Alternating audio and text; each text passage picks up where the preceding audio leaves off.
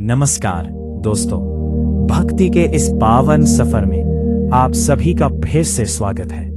अक्सर हम सुनते हैं कि भक्त की रक्षा के लिए भगवान किसी भी रूप में प्रकट हो सकते हैं, लेकिन क्या आपने कभी सुना है कि एक भक्त के सम्मान की रक्षा के लिए साक्षात विधाता को अधर्म का विनाश करना पड़ा। आज हम राजस्थान की एक ऐसी ही महान विदुषी और भगवान विष्णु की परम भक्त पोपा बाई की गाथा सुनाने जा रहे हैं। एक ऐसी नारी जिसने संसार के सभी सुखों को ठुकराकर सिर्फ प्रभु के चरणों को चुना, और जब बात उनके सतीत्व और धर्म पर आई तो उन्होंने अपने प्राणों की आहुति देकर अधर्मी राजा के अहंकार को राख कर दिया। तो चलिए इस दिव्य और साहस से भरी कहानी को शुरू करते हैं। प्राचीन काल की बात है। राजस्थान के मारवाड़ क्षेत्र में एक अत्यंत धर्मपरायण, सात्विक और शांत स्वभाव की कन्या रहती थी, जिसका नाम पोपा बाई था। पोपा बाई के मन में बचपन से ही सांसारिक मोह माया, आभूषणों और भौतिक सुख साधनों के प्रति कोई आकर्षण नहीं था, बल्कि उनका हृदय सदैव भगवान विष्णु की पावन भक्ति में डूबा रहता था। उनके भाई अपनी बहन के विवाह को लेकर बहुत चिंतित रहते थे। उनका मानना था कि एक उचित आयु के बाद विवाह करना ही स्त्री का धर्म है। वे अक्सर पोपा बाई से विवाह का आग्रह करते, अच्छे से अच्छे परिवारों के रिश्ते लेकर आते, लेकिन पोपा बाई ने हर बार बड़ी विनम्रता से इन प्रस्तावों को ठुकरा दिया।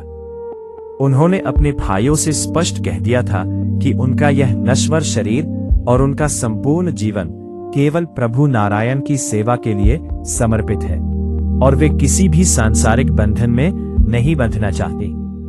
विवाह के दबाव से बचने के लिए उन्होंने अंततः अपने गांव की सीमा से दूर घने जंगल के समीप एक शांत स्थान पर एक छोटी सी कुटिया बना ली और वहीं रहकर अपना जीवन प्रभु के चरणों में अर्पित कर दिया। पोपा बाई का जीवन अत्यंत सरल था। वे दिन के पहले प्रहर में ही उठकर प्रभु का नाम जप करती, नदी में स्नान करती और फिर दिन भर भगवान विष्णु की आराधना में लीन रहती। गांव वाले अक्सर उनके पास आते और उन्हें कुछ अनाज या फल देकर आशीर्वाद लेते, क्योंकि उन्हें पोपा बाई में एक महान ईश्वर भक्त दिखाई देती थी और दिव्य आत्मा का आभास होता था। वे अपने खाली समय में गांव वालों के पशुओं को चराने में मदद करती, और इस सेवा भाव से उन्हें जो कुछ भी मिलता उसी में वे संतुष्ट रहती। उनके मुख पर सदैव एक ऐसी ईश्वरीय कांति रहती थी जिसे देखकर बड़े बड़े ज्ञानी भी दंग रह जाते थे। इसी बीच एक बार उस राज्य का राजा शिकार खेलने के लिए उसी जंगल के रास्ते से गुजरा। भीषण गर्मी और थकान के कारण राजा जब पानी की तलाश में इधर उधर भटक रहा था तो उसकी दृष्टि जंगल के किनारे बनी उस शांत कुटिया पर पड़ी, जहां पोपा बाई अपनी पूजा में लीन थी। पोपा बाई के चेहरे पर जो ईश्वरीय तेज, सात्विक आभा और शांति थी, उसे देखकर राजा पूरी तरह से मंत्रमुग्ध और मोहित हो गया और अपने विवेक को खो बैठा। उसने कुटिया के द्वार खटखटाए, और जब भीतर से कोई उत्तर नहीं मिला तो वह अपना आपा खोकर अंदर चला गया। राजा ने पोपा बाई को देखते ही अपने साथ महल चलने का आदेश दिया और उन्हें दुनिया भर की विलासिता और सुख सुविधाओं का प्रलोभन दिया। पोपा बाई ने बड़ी विनम्रता और दृढ़ता के साथ राजा के प्रस्ताव को ठुकरा दिया और कहा कि वे एक सन्यासी का जीवन जी रही है और इसी पराई पुरुष के साथ कहीं जाना उनके धर्म के विरुद्ध है। वे राजा को समझाती रही कि यह मार्ग विनाशकारी है, लेकिन राजा का अहंकार जाग गया था। उसने अपनी शक्ति के मद में पोपा बाई की किसी भी चेतावनी को नहीं सुना और जबरदस्ती उन्हें उठाकर अपने घोड़े पर बिठा लिया और महल की ओर तेजी से बढ़ने लगा। महल में पहुंचने के बाद पोपा बाई ने एक बार फिर राजा को चेताया कि वह पाप के गहरे दलदल में धंस रहा है और उसे अपनी इस हरकत का गंभीर परिणाम भुगतना पड़ेगा। पोपा बाई ने भरी सभा में राजा को चेतावनी दी कि एक भक्त का अपमान करना साक्षात ईश्वर को ललकारने जैसा है और इस पाप का फल उसके पूरे राज्य के विनाश के रूप में सामने आएगा।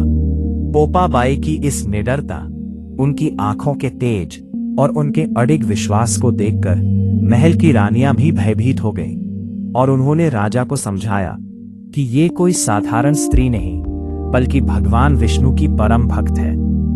रानियों ने हाथ जोड़कर राजा से विनती की कि वह इस दिव्य आत्मा को आदर पूर्वक छोड़ दे, वरना राज्य पर कोई बड़ी आपदा आ जाएगी। पर राजा अपनी कुत्सित जिद पर अड़ा रहा और उसने रानियों की बात को उपहास में उड़ा दिया। उस समय पोपाबाई के मन में कोई व्यक्तिगत क्रोध या बदला लेने की भावना नहीं थी। बस उनके मन में प्रभु के प्रति एक अटूट समर्पण था कि वे इस शरीर की मर्यादा को किसी भी कीमत पर खंडित नहीं होने देंगी। उन्होंने अंत में भगवान विष्णु का ध्यान किया और अपनी आंतरिक इच्छा शक्ति को केंद्रित कर अपने प्राणों का त्याग कर दिया। जैसे ही पोपाबाई ने अपने प्राण त्यागे, महल में भूकंप जैसी हलचल मच गई, आकाश में बिजली कड़कने लगी और देखते ही देखते राजा के उस अहंकार से भरे महल में हाहाकार मच गया। उस अत्याचारी राजा का राजपाट, उसका अहंकार और अंततः उसका पूरा साम्राज्य राख के ढेर में बदल गया। पोपाबाई का सतीत्व इतना प्रबल था कि उसने अधर्म को जड़ से मिटा दिया। राज्य की प्रजा और महल के लोग इस दृश्य को देखकर कांप उठे। उन्हें समझ आ गया कि ईश्वर के भक्त का अपमान कितना विनाशकारी होता है। जब पोपाबाई की पावन आत्मा धर्मराज के समक्ष पहुंची तो उन्होंने स्वयं खड़े होकर उनका आदर सत्कार किया और उन्हें सीधे वैकुंठ लोक का द्वार दिखाया। भगवान विष्णु ने स्वयं अपनी भक्त पोपाबाई का स्वागत किया और उन्हें वैकुंठ में एक दिव्य सोने के महल में स्थान प्रदान किया, जहां वे सदैव प्रभु की सेवा में रहने लगी। स्वर्ग के देवता भी उनकी भक्ति को देखकर नतमस्तक हो गए। हमें सिखाती है कि भक्त की रक्षा के लिए ईश्वर स्वयं उपस्थित होते हैं, चाहे वे प्रत्यक्ष रूप में न दिखे, पर उनकी शक्ति सदैव भक्त के साथ रहती है। जो व्यक्ति अधर्म के मार्ग पर चलता है और एक भक्त का अनादर करता है, उसका विनाश निश्चित है। आज भी जो कोई भी पूरी श्रद्धा और सच्चे हृदय से भगवान विष्णु की भक्त पोपाबाई के नाम का स्मरण करता है, उस पर प्रभु की विशेष कृपा बनी रहती है और उसे अंत में परम गति की प्राप्ति होती है। उनकी ये गाथा त्याग, निष्ठा और ईश्वर पर अटूट विश्वास का एक ऐसा अमर उदाहरण है जो युगों युगों तक भक्तों का मार्गदर्शन करती रहेगी और हमें ये याद दिलाती रहेगी कि भक्ति का बल संसार की किसी भी शारीरिक शक्ति से कहीं अधिक बड़ा और शक्तिशाली होता है। पोपाबाई का जीवन हमें सिखाता है कि आत्मसम्मान और धर्म की रक्षा के लिए यदि प्राण भी त्यागने पड़े तो पीछे नहीं हटना चाहिए। उनकी सादगी और उनका प्रभु के प्रति निस्वार्थ प्रेम आज भी हमें सही राह दिखाता है और ये सिद्ध करता है कि सच्चा भक्त कभी पराजित नहीं होता। भले ही शरीर नष्ट हो जाए, लेकिन उसकी भक्ति और उसका धर्म अमर हो जाता है। उनकी ये कहानी आज भी हर उस व्यक्ति के लिए प्रेरणा है जो सत्य और धर्म के मार्ग पर चलने का साहस रखता है। भक्त पोपाबाई की जय। तो दोस्तों, ये थी भक्त पोपाबाई की वो अमर गाथा जो हमें सिखाती है कि धर्म की राह पर चलना आसान नहीं है, लेकिन जो इस राह पर अडिग रहता है, अंततः प्रभु उसे स्वयं वैकुंठ में स्थान देते हैं। पोपाबाई का जीवन हमें याद दिलाता है कि आत्मसम्मान और धर्म के सामने बड़े से बड़े साम्राज्य का अहंकार भी धूल के समान है।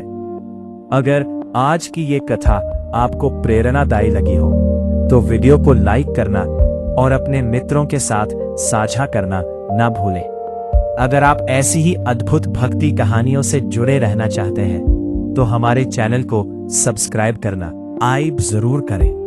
कमेंट में जय श्री विष्णु या जय माता पोपाबाई लिखकर अपनी श्रद्धा व्यक्त करें। हम फिर मिलेंगे एक नई कथा के साथ। तब तक के लिए अपना ख्याल रखें और भक्ति के मार्ग पर चलते रहें।